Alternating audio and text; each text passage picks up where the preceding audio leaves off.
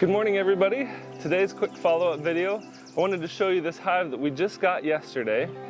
Last night, actually, we put this here on my back porch, and today I'm going to open it up, take a look inside. I'm going to release the queen because we put her in the little queen box and let her out. And then I'm actually probably going to give them a little bit more room because they're looking like they're pretty crowded in there.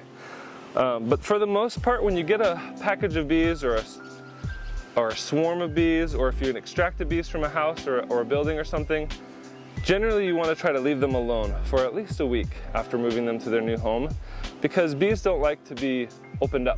They don't like to be bothered all the time, and if you get in there too frequently, it could upset them enough that they will actually leave and abscond the hive. So we're just going to take a quick peek, put another box on top, let the queen out, give them some more space, and then we're going to call it good. So this morning I prepared this box right here. This is actually a box that I've used in the past. So I've got a whole bunch of frames in here all ready to go that are from before. There's nothing wrong with them. They're just old and used. And so because it's already got drawn out comb, it'll allow these bees to be able to expand into it and the queen to start laying eggs very quickly. They don't have to draw out all the comb. So it kind of is a jump start to their population and to their productivity in this box right here. So I'm just going to throw that on top. I already mentioned how generally with a new extraction or new bees, you want to leave them alone for about a week so as to not get them to be too upset about the transfer.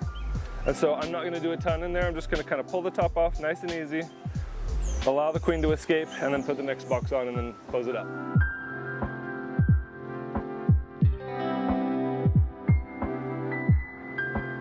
That's promising. Come and get a look at this.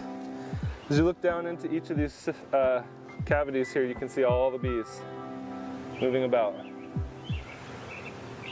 So they've started to kind of clean up the space and work a little bit. A lot of these frames don't have any foundation, so they're going to start to draw out comb.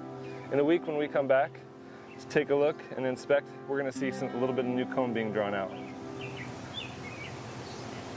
But here's the queen cage right here. So I'm going to separate these two just enough to get her out.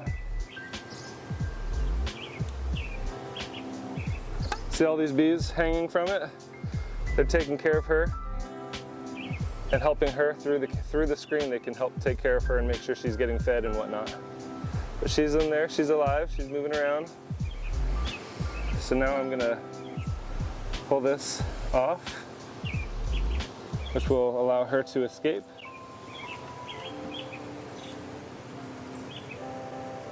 And now she's inside.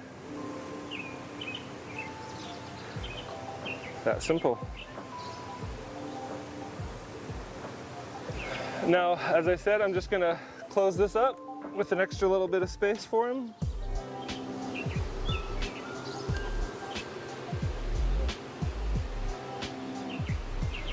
Just like that. That's pretty cool. Any questions? I think it's a bit of a magical moment when the queen comes out. It is pretty special, huh?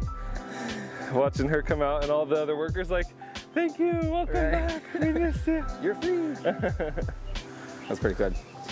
So why did you say that the bees needed that extra box? Because you've only got a couple full frames in there. Yeah, so when you're thinking about adding an extra box, it really has a lot to do with population.